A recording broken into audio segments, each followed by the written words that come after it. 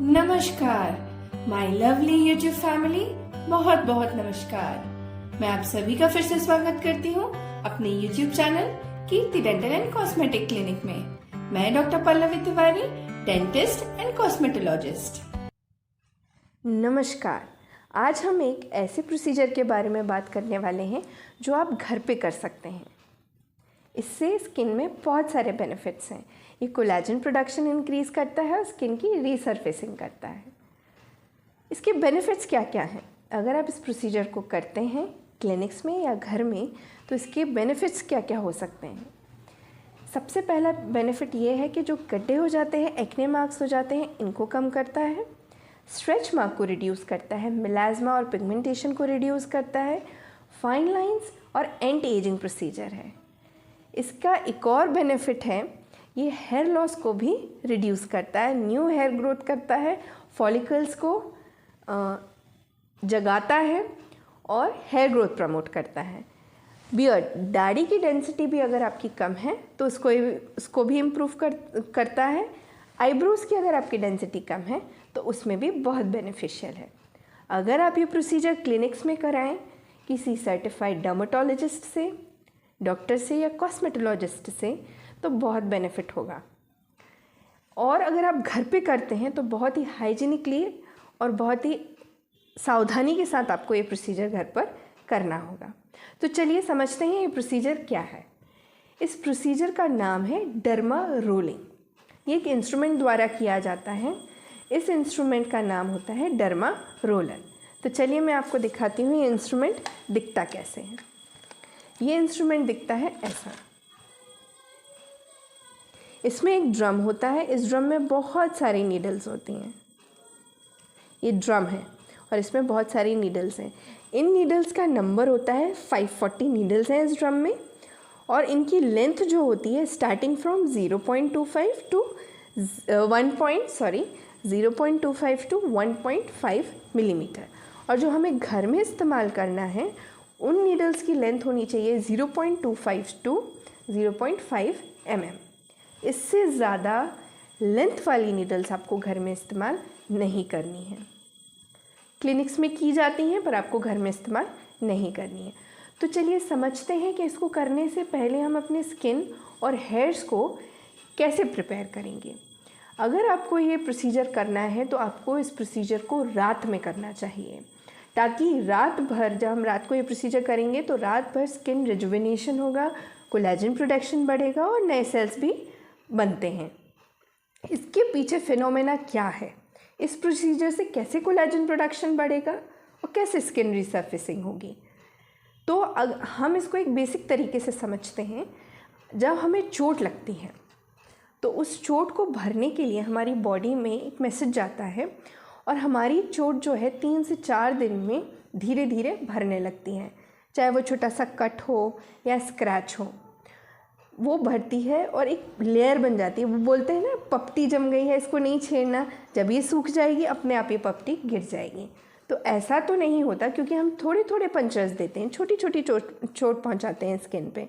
तो हमारी बॉडी में मैसेज जाता है कि अब यहाँ पे नए सेल्स हमको इंक्रीज़ करने हैं, बनाना है, और कोलेजन प्रोडक्शन बढ़ता है। तो जब हीलिंग होती है और नए सेल्स बनते हैं तो स्किन में इलास्टिसिटी इंक्रीज़ होती है, कोलेजन प्रोडक्शन बढ़ता है, और वहाँ में जो उस एरिया में जो भी डैमेज है अगर गड्ढे हैं तो वो भरने लगेंगे, अगर स्कार्स हैं तो वो ठीक होने लगेंगे, और अगर हेयर्स हैं तो नए फॉलिकल्स बनने लगेंगे। और जो फॉलिकल साइलेंट हैं, जिनमें हेयर ग्रोथ नहीं हो रही है, वो भी एक्टिवेट हो जाते हैं। तो ये हो गया बेसिक मैकेनिज़्म डर्मा रोलर का। अब हमें अगर इसको स्किन पे करना है या हेयर्स पे करना है तो ये प्रोसीजर रात में ही होना चाहिए। इस प्रोसीजर को करने के पहले आप अपनी स्किन और हेयर्स को कैसे प्रिपेयर करेंगे वो समझ लेते हैं। अगर आपको कल जैसे स्किन में डर्मा रोलिंग करनी है तो आप स्किन को कैसे प्रिपेयर करोगे? आप स्किन को एक्सफोलिएट करोगे। स्क्रबर से एक्सफोलिएट आपको नहीं करना है। वॉलनट स्क्रबर, ये स्क्रबर, वो स्क्रबर नहीं। आप इसको AHA बेस्ड पील से एक्सफोलिएट कर सकते हैं, जैसे कि मेंडलिक एसिड। इससे आप स्किन पे लगा के इसको थोड़ी देर छोड़ दें, 2 मिनट से ज़्यादा नहीं, और फिर वॉश ऑफ कर लें। फेस वॉश करें। वॉश करने के बाद आप ये पील लगा सकते हैं। चलिए समझ लीजिए, अगर आपके पास पील नहीं है, कोई प्रॉब्लम नहीं है, आप बेसन लीजिए, उसमें हल्दी डालिए और मलाई डाल के आप फेस पे लगा सकते हैं। ज़्यादा ड्राई नहीं करना है, थोड़ी ही देर में आप स्क्रब कीजिए फेस को और रिमूव कर दीजिए। मॉइस्चराइज़र लगा लीजिए। मॉर्निंग में आपको स्किन ऐसे प्रिपेयर करनी है। फिर नाइट में जब आप ये प्रोसीजर करेंगे, उसके पहले आपको स्किन को एसीटोन बेस्ड टोनर से क्लीन करना है। आपके पास अगर टोनर नहीं है तो आप गुलाब जल से 2 बार कॉटन में लेके स्किन को क्लीन कीजिए और थोड़ा स्किन को ड्राई होने दीजिए। That's it. फिर उसके बाद आप डर्मा रोलिंग स्टार्ट कर सकते हैं। अब हेयर्स की बात करते हैं। हेयर्स में कैसे करेंगे? सुबह आप हेयर वॉश कर लीजिए, ना आपको कंडीशनर लगाना है, ना आपको कोई हेयर में सीरम लगाना है। सुबह हमने हेयर वॉश किया, उसको ड्राई कर लिया, रात को आप ये प्रोसीजर कर सकते हैं। अब अपन डर्मा रोलर को कैसे सैनिटाइज़ करेंगे? इसका सैनिटाइज होना, इसका साफ़ होना बहुत ज़रूरी है। अगर ये इन्फेक्टेड होगा तो इससे इन्फेक्शन आपकी स्किन पे ट्रांसफ़र होगा, क्योंकि हम ट्रॉमा देने वाले हैं स्किन पर। स्किन इन्फेक्शन ट्रांसफ़र होगा और आपको दूसरी एलर्जीज स्किन में शुरू हो जाएंगी। तो इसको आपको पहले बहते हुए टैप ऑन कर लीजिए, नल ऑन कर लीजिए, लिक्विड सोप डालिए और इसको ऐसे आप टर्न कर सकते हैं और बहते हुए पानी में इसको आपको वॉश करना है। हैंडल भी साफ़ करना है, हैंडल साफ़ करना ना भूलें। और अगर आप किसी स्टैंड पे इसको रखते हैं तो स्टैंड को भी आपको सैनिटाइज़ करना होगा, साफ़ करना होगा, वॉश करना होगा। वॉश करने के बाद आप इसको थोड़ा सा ड्राई होने दीजिए और इसमें स्पिरिट से आप इसको वॉश कर लीजिए। वॉश करने के बाद स्पिरिट से इसको गीला करने के बाद आप इसको 10 मिनट्स के लिए इसके स्टैंड पर रख दीजिए। जब ये ड्राई हो जाएगा तब हम इसको इस्तेमाल करना शुरू करेंगे। अब इसको यूज़ कैसे करना है? आपको इसको यूज़ करना है, अगर आप फोरहेड पे कर रहे हैं तो आपको एक ही डायरेक्शन में करना है, हॉरिजॉन्टल और वर्टिकल।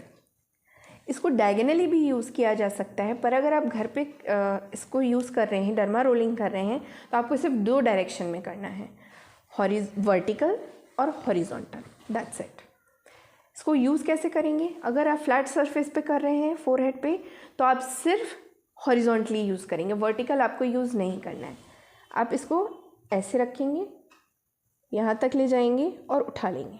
अगेन आप यहाँ से शुरू कीजिए, रखिए, घुमाइए और उठा लीजिए। फोरहेड पे आपको इसी तरीके से करना है। डर्मा रोलिंग 3 मिनट से ज़्यादा स्किन पर नहीं करना है। महीने में सिर्फ 2 बार मोर देन इनफ है। धीरे धीरे जब स्किन और हेयर्स को इस चीज़ की हैबिट हो जाएगी तो फिर आप इसको महीने में 3 बार कर सकते हैं, इससे ज़्यादा नहीं। चीक्स पे आप कैसे करेंगे? चीक्स में आप वर्टिकल भी कर सकते हैं और हॉरिजॉन्टल भी कर सकते हैं। चीक्स में आप आगे पीछे इसको रोल कर सकते हैं इस तरीके से, वर्टिकल एंड देन हॉरिजॉन्टल। चिन में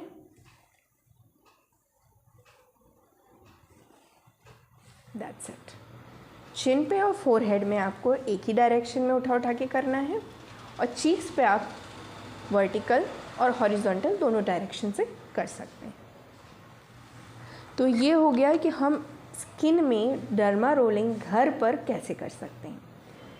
डर्मा रोलिंग हो गई, उसके बाद आपकी स्किन रेडिश लग सकती है, लाल हो जाती है। इसमें आपको कुछ नहीं करना है, सिर्फ और सिर्फ हाइलुरोनिक एसिड सीरम लगाना है। इसके अलावा आपको कोई सीरम नहीं लगाना है स्किन पे।